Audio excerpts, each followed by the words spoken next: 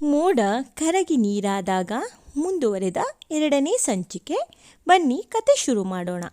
ನಯನ ತಿಂಡಿಯನ್ನು ತಿಂದು ಕಾಲೇಜಿಗೆ ಹೋಗುವ ಸಲುವಾಗಿ ಮನೆಯಿಂದ ಆಚೆ ಬರುತ್ತಾಳೆ. ಅವಳು ದಿನವೂ ಓಡಾಡುವುದು ಬಸ್ಸಿನಲ್ಲಿ. ಅವಳು ತುಂಬ ಪ್ರತಿಷ್ಠಿತ ಕಾಲೇಜಿನಲ್ಲಿ ಅಲ್ಲದೇ ಇದ್ದರೂ ಸಹ ಚೆನ್ನಾಗಿ ಓದುತ್ತಿದ್ದ ಕಾರಣ, ಅವಳಿಗೆ ಸ್ಕಾಲರ್ಶಿಪ್ ಸಿಕ್ಕ ಕಾರಣ ಒಂದು ಒಳ್ಳೆ ಕಾಲೇಜಿನಲ್ಲಿಯೇ ಫ್ರೀ ಸೀಟ್ ಸಿಕ್ಕಿತ್ತು. ಅವಳ ಮನೆಯಿಂದ ಕಾಲೇಜಿಗೆ ಹೋಗುವುದು ಹೆಚ್ಚು ಕಡಿಮೆ ಎಂದರೂ 10 ಕಿಲೋಮೀಟರ್ ದೂರವಿದ್ದ ಕಾರಣ ದಿನವೂ ಬಸ್ಸಿನಲ್ಲೇ ಓಡಾಡಬೇಕಾಗಿತ್ತು. ಕಾಲೇಜಿಗೆ ಹೋಗುವ ಸಲುವಾಗಿ ಮನೆಯ ರೋಡಿನಲ್ಲಿ ಬಸ್ ಸ್ಟಾಪಿಗೆ ನಡೆದುಕೊಂಡು ಹೋಗುತ್ತಿದ್ದಳು. ಅವರ ಮನೆಯಿಂದ ಸ್ವಲ್ಪ ದೂರವೇ ಬಸ್ ಸ್ಟಾಪ್ ಕೂಡ ಇತ್ತು. ಬಸ್ ಸ್ಟಾಪ್ ಬಳಿ ಬಂದ ನಯನ ಬಸ್ಸಿಗಾಗಿ ಕಾಯುತ್ತಾ ಅಲ್ಲೇ ನಿಲ್ಲುತ್ತಾಳೆ. ಅಲ್ಲಿ ನಿಂತ 10 ನಿಮಿಷಕ್ಕೆ ಬಸ್ ಕೂಡ ಬಂದಿತ್ತು. ಬಸ್ನಲ್ಲಿ ಕುಳಿತು ತನ್ನ ಕಾಲೇಜ್ ಬಳಿ ಬಂದು ಇಳಿದುಕೊಳ್ಳುತ್ತಾಳೆ. ಇಳಿದು ಕಾಲೇಜ್ ಒಳಗೆ ಬರಲು ಒಬ್ಬಳ ಹುಡುಗಿ ತನ್ನ ಹೆಗಲ ಮೇಲೆ ಬ್ಯಾಗನ್ನು ಹಾಕಿಕೊಂಡು ಓಡಿ ಬರುತ್ತಾ, ಹೇ ನಯನ, ಯಾಕೆ ಇವತ್ತು ಇಷ್ಟೊಂದು ಲೇಟಾಗಿ ಬಂದೆ ಎಂದು ಹೇಳಿ ನಯನನ ಕೈಯನ್ನು ಹಿಡಿದುಕೊಳ್ಳುತ್ತಾಳೆ. ಇವಳು ಸಂಧ್ಯಾ, ನಯನಾಳ ಏಕೈಕ ಪ್ರಾಣ ಸ್ನೇಹಿತೆ. ಅವಳನ್ನು ಹೊರತಾಗಿ ನಯನಾಗೆ ಯಾವ ಒಬ್ಬಳು ಸ್ನೇಹಿತೆ ಇಲ್ಲ. ಏಕೆಂದರೆ ನಯನ ಹೆಚ್ಚು ಮಾತಾಡುವುದಿಲ್ಲ. ಆದ್ದರಿಂದ ಅವಳ ಬಳಿ ಹೆಚ್ಚು ಜನರು ಬರಲು ಇಷ್ಟಪಡುತ್ತಿರಲಿಲ್ಲ. ಆದ್ದರಿಂದ ಯಾರೂ ಸಹ ಅವಳ ಸ್ನೇಹವನ್ನು ಬಯಸುತ್ತಿರಲಿಲ್ಲ. ಅದರಲ್ಲಿ ಸಂಧ್ಯಾ ಒಬ್ಬಳೇ ಮುಂದೆ ಬಂದು ನಯನಾಳನ್ನು ಅರ್ಥ ಮಾಡಿಕೊಂಡು ಅವಳೊಂದಿಗೆ ಸ್ನೇಹ ಕೂಡ ಮಾರಿರುತ್ತಾಳೆ. ನಯನ, ಏನೂ ಇಲ್ಲ ಸಂಧ್ಯಾ, ಇವತ್ತು ಸ್ವಲ್ಪ ಲೇಟಾಯಿತು ತಿಂಡಿ ತಿಂದುಕೊಂಡು ಬರಲು. ಕ್ಲಾಸ್ಗೆ ಟೈಮ್ ಆಗ್ತಿದೆ ಬಾ ಎಂದು ಹೇಳಿ ಕ್ಲಾಸ್ ಒಳಗೆ ಹೋಗುತ್ತಾರೆ. ಸಂಧ್ಯಾ ಸಹ ಟೈಮ್ ಆಗಿದ್ದ ಕಾರಣ ಇಬ್ಬರು ಕ್ಲಾಸ್ಗೆ ಬಂದು ಕುಳಿತುಕೊಳ್ಳುತ್ತಾರೆ. ಅವರ ಮುಂದೆ ಬೆಂಚಿನಲ್ಲಿ ಕುಳಿತ ಇಬ್ಬರು ಹುಡುಗಿಯರು ನಯನನನ್ನು ನೋಡುತ್ತಾ, ಬಂದ್ಲು ನೋಡು ಈ ಕಾಲೇಜ್ ಸುಂದ್ರಿ, ಇವಳೇ ಅಲ್ವಾ ನಮ್ಮ ಕಾಲೇಜ್ ಚಾಕ್ಲೇಟ್ ಹೀರೋ ನಕುಲ್ನ ರಿಜೆಕ್ಟ್ ಮಾಡಿದ್ದು. ಪಾಪ ನಕುಲ್ ಇವಳಿಂದೆ ಒಳ್ಳೆ ಹುಚ್ಚನಾಯಿ ಅಲೆದಾಗೆ ಅಲಿತಾ ಇದ್ದ. ಇವಳು ಸಹ ಅವನೇ ಎಲ್ಲ ಅನ್ನೋ ಥರ ಕಿಸ್ಕೊಂಡು ಮಾತಾಡ್ತಾ ಇದ್ಲು. ಅವನ ಜೊತೆ ಏನು ಕಷ್ಟ ಸುಖ ಹೇಳ್ಕೊಳೋದೇನು, ಅಳೋದೇನು, ಅವನ ಜೊತೆ ಪ್ರೀತಿಯಿಂದ ಮಾತಾಡ್ತಿದ್ದೇನು, ಈಗೆಲ್ಲೋಯ್ತಪ್ಪ ಆ ಪ್ರೀತಿ ಎಂದು ವ್ಯಂಗ್ಯವಾಗಿ ನುಡಿಯುತ್ತಾಳೆ. ಆ ಎಲ್ಲ ಮಾತನ್ನು ಕೇಳಿದ್ದ ನಯನಾಳ ಕಣ್ಣಲ್ಲಿ ಸಣ್ಣದಾಗಿ ಹನಿ ಬಂದು ಸುಮ್ಮನೆ ಕತ್ತು ಬಗ್ಗಿಸಿ ಕುಳಿತುಕೊಳ್ಳುತ್ತಾಳೆ. ಆದರೆ ಅವರ ಮಾತನ್ನು ಕೇಳಿಸಿಕೊಂಡ ಸಂಧ್ಯಾ ಮಾತ್ರ ಸಿಟ್ಟಿನಿಂದ, ಲೇ ಮುಚ್ಚರೆ ಬಾಯಿದೆ ಅಂತ ಬಾಯಿಗೆ ಬಂದದ್ದೆಲ್ಲ ಮಾತಾಡಬೇಡಿ. ನಯನ ಏನು ಆಗೆಲ್ಲ ಮಾತಾಡ್ತಾ ಇರಲಿಲ್ಲ, ಏನೋ ಫ್ರೆಂಡ್ ಅಂತ ಹೇಳಿ ನಕುಲ್ ಜೊತೆ ಸ್ವಲ್ಪ ಕ್ಲೋಸ್ ಆಗಿ ಅವ್ರ ಮನೆಯಲ್ಲಿ ನಡೆಯುತ್ತಿದ್ದ ಎಲ್ಲ ವಿಷಯ ಹೇಳಿ, ಅವಳ ಚಿಕ್ಕಮ್ಮ ಅವಳಿಗೆ ಕೊಡ್ತಿದ್ದ ಕಾಟ ಎಲ್ಲ ಹೇಳಿ ಏನೋ ಮನಸ್ಸು ಹಗುರ ಮಾಡಿಕೊಡ್ತಾ ಇದ್ಲು ಅಷ್ಟಕ್ಕೆ ಅವನು ಪ್ರೀತಿ ಅಂದ್ಕೊಂಡ್ರೆ ಇವಳೇನೇ ಮಾಡ್ತಾಳೆ. ಅವಳ ಮಾತು ಕೇಳಿದ ಮುಂದಿನ ಸೀಟಿನಲ್ಲಿ ಕುಳಿತ ಸಿಂಚನ ಮತ್ತು ಅನುಷಾ ಇಬ್ಬರು, ನಮಗ್ಯಾಕೆ ಬೇರೆ ವಿಷಯ, ಸುಮ್ಮನಿರೇ, ಈಗ ಜಗಳ ಗಂಟೆ ಹತ್ರ ಯಾರು ಜಗಳ ಮಾಡ್ತಾರೆ ಎಂದು ಹೇಳಿ ಮುಂದೆ ತಿರುಗಿ ಸುಮ್ಮನೆ ಕುಳಿತುಕೊಳ್ಳುತ್ತಾರೆ. ಸಂಧ್ಯಾ ತಿರುಗಿ ನಯನನನ್ನು, ಏನು ಅನ್ಕೋಬೇಡ್ವೆ ಪ್ಲೀಸ್, ಅವರಿಬ್ಬರು ಹಾಗೆ ಎಂದು ನಿಂಗೂ ಗೊತ್ತು ತಾನೆ, ನಕುಲ್ ಜೊತೆ ಅವರಿಬ್ಬರು ಫ್ರೆಂಡ್ಶಿಪ್ ಇದೆ ಅಂತ. ನಕುಲ್ ಅವ್ರ ಹತ್ರ ಏನೋ ಹೇಳಿರಬೇಕು, ಅದಕ್ಕೆ ಹಿಂಗೆಲ್ಲ ಮಾತಾಡ್ತಾ ಇದ್ದಾರೆ, ಪ್ಲೀಸ್ ಅಳ್ಬೇಡ್ವೆ ಎಂದು ಅವಳ ಕಣ್ಣನ್ನು ಒರೆಸುತ್ತಾಳೆ ಸಂಧ್ಯಾ. ಅಷ್ಟರಲ್ಲಿ ಕ್ಲಾಸ್ಗೆ ಅವರ ಮೇಡಮ್ ಬಂದಿದ್ದರು. ಹಿಂಗೆ 3-4 ಕ್ಲಾಸ್ ಕಳೆದ ನಂತರ ಲಂಚ್ ಅವರ್ಸ್ ಬ್ರೇಕ್ ಬಿಟ್ಟಿದ್ದರು. ಅಲ್ಲಿಂದ ಲಂಚ್ ಮಾಡುವ ಸಲುವಾಗಿ ಸಂಧ್ಯಾ ಮತ್ತು ನಯನ ಕ್ಯಾಂಟೀನ್ಗೆ ಬರುತ್ತಾರೆ.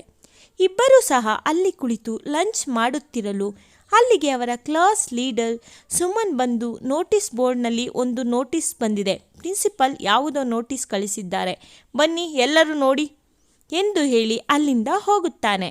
ಲಂಚ್ ಮುಗಿದ ನಂತರ ಇಬ್ಬರೂ ಸಹ ಅವರ ಜೊತೆ ಮತ್ತು ಕೆಲವು ಸ್ಟೂಡೆಂಟ್ಸ್ ಕೂಡ ಬಂದು ನೋಟಿಸ್ ಬೋರ್ಡ್ ನೋಡಲು ನೆಕ್ಸ್ಟ್ 20 ಡೇಸ್ಗೆ ನೆಕ್ಸ್ಟ್ ವೀಕ್ಗೆ 20 ಡೇಸ್ ಗೋವಾ ಟ್ರಿಪ್ ಇದೆ ಎಂದು ನೋಟಿಸ್ ಬೋರ್ಡ್ನಲ್ಲಿ ಒಂದು ಲೆಟರನ್ನು ಅಂಟಿಸಲಾಗಿತ್ತು. ಅದನ್ನು ನೋಡಿದ ಎಲ್ಲ ಸ್ಟೂಡೆಂಟ್ಸ್ ಗೋವಾ ಟ್ರಿಪ್ ಎಂದು ಖುಷಿಯಿಂದ ಕುಣಿಯುತ್ತಾ ಕ್ಲಾಸ್ ರೂಮ್ ಕಡೆ ಹೋಗಲು ನಯನ ಮಾತ್ರ ಸಪ್ಪೆ ಮುಖ ಮಾಡುತ್ತಾಳೆ. ಅವಳ ಸಪ್ಪೆ ಮುಖ ನೋಡಿದ ಸಂಧ್ಯಾ, ಯಾಕೆ ನಯನ ಮುಖ ಸಪ್ಪಗೆ ಮಾಡಿಕೊಂಡೆ ಎಂದು ಕೇಳುತ್ತಾಳೆ. ಅದಕ್ಕೆ ನಯನ, ಏನು ನಿನಗೂ ಗೊತ್ತಲ್ಲೇ ಚಿಕ್ಕಮ್ಮ ನನ್ನನ್ನು ಎಲ್ಲೂ ಕಳಿಸಲ್ಲ ಸಂಧ್ಯಾ, ಒಂದಿನ ಆಚೆ ಬರೋದಕ್ಕೂ ಸಹ ಬಿಡಲ್ಲ ಚಿಕ್ಕಮ್ಮ. ಅಂಥದ್ರಲ್ಲಿ 20 ದಿನ ಗೋವಾಗೆ ಕಳಿಸ್ತಾರ ಸಂಧ್ಯಾ, ನೀನು ಹೋಗಿ ಬಾ, ನಾನಂತೂ ಬರೋಕ್ಕಾಗಲ್ಲ ಎಂದು ಅಲ್ಲಿಂದ ಕ್ಲಾಸ್ ರೂಮ್ನತ್ತ ನಡೆಯುತ್ತಾಳೆ. ಅವಳ ಮಾತನ್ನು ಕೇಳಿದ ಸಂಧ್ಯಾ, ಏನು ಪರವಾಗಿಲ್ಲ ಬಿಡು ನಯನ, ನಾನು ಬಂದು ಮಾತಾಡ್ತೀನಿ ಅಂಕಲ್ ಹತ್ರ, ಹೇಗಾದರೂ ಮಾಡಿ ನಾನು ನಿನ್ನನ್ನು ಟ್ರಿಪ್ಪಿಗೆ ಬರೋ ಹಂಗೆ ಮಾಡ್ತೀನಿ ಅಂತ ಹೇಳಿ ಅವಳು ಸಹ ಕ್ಲಾಸ್ ರೂಮ್ ಕಡೆ ಹೋಗುತ್ತಾಳೆ. ಹೀಗೆ ದಿನ ಪೂರ್ತಿ ಕಳೆದು ಕಾಲೇಜ್ ಕೂಡ ಬಿಟ್ಟಿತ್ತು. ಸಂಧ್ಯಾ ಮತ್ತು ನಯನ ಕಾಲೇಜ್ನಿಂದ ಆಚೆ ಬಂದು ಸಂಧ್ಯಾ ಬಾಯ್ ನಯನ ಹೇಳಿ ನಯನ ನಾನು ಹೋಗಿ ಬರ್ತೀನಿ ಅಂತ ಹೇಳಿ ತನ್ನ ಸ್ಕೂಟಿಯನ್ನು ತೆಗೆದುಕೊಂಡು ಅವರ ಮನೆ ಕಡೆ ಹೋಗುತ್ತಾಳೆ. ನಯನ ಕೂಡ ಬಸ್ ಸ್ಟಾಪ್ಗೆ ಬಂದು ತನ್ನ ಮನೆಯ ಬಸ್ಸನ್ನು ಹತ್ತು ತನ್ನ ಮನೆಯ ಕಡೆ ಹೋಗುತ್ತಾಳೆ. ಇತ್ತ ಗೋವಾ ನವಿ ಹೌಸ್ ಟ್ರೇನ್ ಅಲಾರಾಮ್ ಸೌಂಡ್ಗೆ ಎದ್ದ ಒಬ್ಬ ಯುವಕ ಅಲಾರಾಮನ್ನು ಆಫ್ ಮಾಡಿ ಎದ್ದು ವಾಶ್ರೂಮ್ಗೆ ಹೋಗಿ ಫ್ರೆಶಪ್ ಆಗಿ ಬಂದು ತನ್ನ ನವಿ ಹೌಸ್ನಿಂದ ಆಚೆ ಬರುತ್ತಾನೆ. ಟಿಪ್ ಟಾಪ್ ಜಾಗಿಂಗ್ ಸೂಟ್ ಅನ್ನು ತೊಟ್ಟಿದ್ದಾನೆ. ಅಲ್ಲಿ ಜಾಗಿಂಗ್ ಮಾಡುತ್ತಿದ್ದನು. ಅವನ ಹಿಂದೆ ಬಂದ ಇನ್ನೂ 3-4 ಹುಡುಗರು ಸಹ ಅವನಂತೆ ಜಾಗಿಂಗ್ ಸೂಟನ್ನು ತೊಟ್ಟು ಜಾಗಿಂಗ್ ಮಾಡಲು ಬರುತ್ತಾರೆ. ಮಹಿ, ಏನಿವತ್ತು ಸಾಹೇಬ್ರು ಹಾಫ್ ಆನ್ ಅವರ್ ಬೇಗ ಬಂದ್ಬಿಟ್ಟು ಜಾಗಿಂಗ್ ಮಾಡ್ತಾ ಇದ್ದೀಯಾ ಎಂದು ಅವನ ಸ್ನೇಹಿತ ರಾಕಿ ಮಹಿಯನ್ನು ಕೇಳುತ್ತಾನೆ. ಏನಿಲ್ಲ ರಾಕಿ, ಸ್ವಲ್ಪ ಇನ್ನೂ ಜಾಸ್ತಿ ಫಿಟ್ ಆ್ಯಂಡ್ ಫೈನ್ ಆಗೋಣ ಎಂದು ನಕ್ಕು. ಗೊತ್ತಲ್ವಾ, ಇನ್ನು 1 ಮಂತ್ಸಲ್ಲಿ ಮನೆಗೆ ವಾಪಸ್ ಹೋಗಬೇಕು. ಜಸ್ಟ್ 1 ಮಂತ್ ಅಷ್ಟೇ ರಜಾ ಇರೋದು. 1 ಮಂತಲ್ಲಿ ಚೆನ್ನಾಗಿ ತಿಂದು ಆಮೇಲೆ ದಪ್ಪ ಆಗಿಬಿಟ್ರೆ ನನ್ನ ಹುಡುಗಿಗೆ ಏನಂತ ಹೇಳೋದು ಆಮೇಲೆ ಎಂದು ಹೇಳುತ್ತಾನೆ. ಅದನ್ನು ಕೇಳಿದ ರಾಕಿ, ನೀನು ಬಿಡೋ ಮಗ, ನೀನು ನೋಡೇ ಫ್ಲಾಟ್ ಆಗಿರ್ತಾಳೆ ಅಲ್ವಾ ನಿನ್ನ ಹುಡುಗಿ ಎಂದು ಹೇಳುತ್ತಾನೆ. ಅದಕ್ಕೆ ಮಹಿ, ಕಣೋ, ಅರ್ಜೆಂಟ್ ಲೀವ್ ತಗೋತಾ ಇರೋದೆ ಅವಳಿಗೋಸ್ಕರನೇ 1 ಮಂತ್ ಆಫ್ ಲೀವ್ ತಗೋತಾ ಇರೋದು ನಾನು ಎಂದು ಹೇಳುತ್ತಾನೆ. ಅದನ್ನು ಕೇಳಿಸಿಕೊಂಡ ರಾಕಿ, ಏನು ಮಗ, ಏನು ಹೇಳ್ತಾ ಇದ್ದೀಯಾ, ಅತ್ತಿಗೆಗೋಸ್ಕರನಾ, ಅದ್ಯಾಕೆ ಅಂತ ಪ್ರಶ್ನೆ ಮಾಡುತ್ತಾನೆ. ಅದು ಕೀರ್ತಿ ಮನೆಯಲ್ಲಿ ಅವಳಿಗೆ ಮದುವೆ ಮಾಡೋಕ್ಕೆ ಹುಡುಗ ನೋಡ್ತಾ ಇದ್ದಾರಂತೆ. ತುಂಬ ಫೋರ್ಸ್ ಮಾಡ್ತಾ ಇದ್ದಾಳೆ. ನೀನು ಬರಲಿಲ್ಲ ಅಂದರೆ ನಾನೇನಾದರೂ ಮಾಡಿಕೊಂಡು ಬಿಡ್ತೀನಿ ಅಂತ ಹೇಳುತ್ತಿದ್ದಾಳೆ. ಹಂಗಾಗಿ ಅರ್ಜೆಂಟ್ ಲೀವ್ ತಗೋತಾ ಇದ್ದೀನಿ ಕಣೋ ಎಂದು ರಾಕಿಗೆ ಮಹಿ ಹೇಳುತ್ತಾನೆ. ಅದನ್ನು ಕೇಳಿಸಿಕೊಂಡ ರಾಕಿ, ಹಂಗಾದರೆ ಮಗ ನೀನು ಅತ್ತಿಗೆನ ಮದುವೆ ಮಾಡ್ಕೊಂಡು ಕರ್ಕೊಂಡು ಬರ್ತೀಯಾ ಅನ್ನು ಎಂದು ಹೇಳುತ್ತಾನೆ. ಅದಕ್ಕೆ ಮಹಿ, ಕರ್ಕೊಂಡು ಬರಲೇಬೇಕಲ್ಲ, ಇಲ್ಲಾಂದರೆ ಅವಳೇನಾದರೂ ಮಾಡಿಕೊಂಡು ಬಿಟ್ಟರೆ ಆಮೇಲೆ ನನ್ನ ಗತಿ ಏನು ಎಂದು ಉತ್ತರಿಸುತ್ತಾನೆ. ಅದಕ್ಕೆ ರಾಕಿ, ನಿಮ್ಮನೆಯವರಿಗೆ ಈ ವಿಷಯ ಗೊತ್ತೇನೋ ನೀನು ಲವ್ ಮಾಡ್ತಾ ಇರೋದು ಎಂದು ಮತ್ತೆ ಕೇಳುತ್ತಾನೆ. ಇಲ್ಲ ಕಣೋ, ಗೊತ್ತಿಲ್ಲ, ಮನೆಯವರಿಗೆ ಹೇಗೋ ಹೇಳೋದು ಗೊತ್ತಾಗ್ತಾ ಇಲ್ಲ. ಅಣ್ಣಂಗೆ, ಅತ್ತಿಗೆಗೆ, ದೊಡ್ಡಪ್ಪನಿಗೆ, ತಾತಂಗೆ ಗೊತ್ತಾದರೆ ಏನೂ ತೊಂದರೆ ಇಲ್ಲ ಕಣೋ, ಅಮ್ಮಂಗೆ ಗೊತ್ತಾದರೂ ತೊಂದರೆ ಇಲ್ಲ, ಆದರೆ ಅಪ್ಪಂಗೆ ಹೇಳೋಕ್ಕೆ ತುಂಬ ಭಯ ಆಗ್ತಾ ಇರೋದು ನನಗೆ ಈಗ ಎಂದು ಮಹಿ ರಾಕಿಗೆ ಹೇಳುತ್ತಾನೆ. ಯಾಕೋ ಅಪ್ಪನ ಕಂಡ್ರೆ ಅಷ್ಟೊಂದು ಹೆದರ್ತಿದ್ದೀಯಾ ಎಂದು ಅವನನ್ನು ಛೇಡಿಸುತ್ತಾ ನಗುತ್ತಾನೆ ರಾಕಿ. ಅದಕ್ಕೆ ಮಹಿ, ನಿನಗೆ ಗೊತ್ತಿಲ್ಲ ಕಣೋ ನಮ್ಮಪ್ಪನ ಬಗ್ಗೆ, ನಮ್ಮಪ್ಪ ಒಂಥರ ಹಿಟ್ಲರ್ ಇದ್ದಂಗೆ.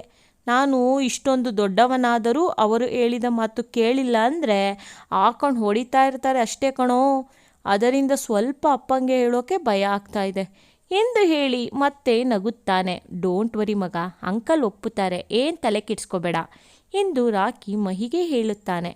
ಬಾ ಮಗ, ಡ್ಯೂಟಿಗೆ ಟೈಮ್ ಆಗುತ್ತೆ ಅಂದು ಹೇಳಿ ಅಲ್ಲಿಂದ ಇಬ್ಬರೂ ಸಹ ತಮ್ಮ ತಮ್ಮ ರೂಮ್ಗೆ ವಾಪಸ್ ಹೋಗುತ್ತಾರೆ. ಕತೆ ಮುಂದುವರಿಯುವುದು. ನನ್ನ ಈ ಕತೆ ನಿಮ್ಮೆಲ್ಲರಿಗೂ ಇಷ್ಟ ಆಗಿದ್ರೆ ಸಬ್ಸ್ಕ್ರೈಬ್ ಮಾಡಿ, ಲೈಕ್ ಮಾಡಿ, ಶೇರ್ ಮಾಡಿ.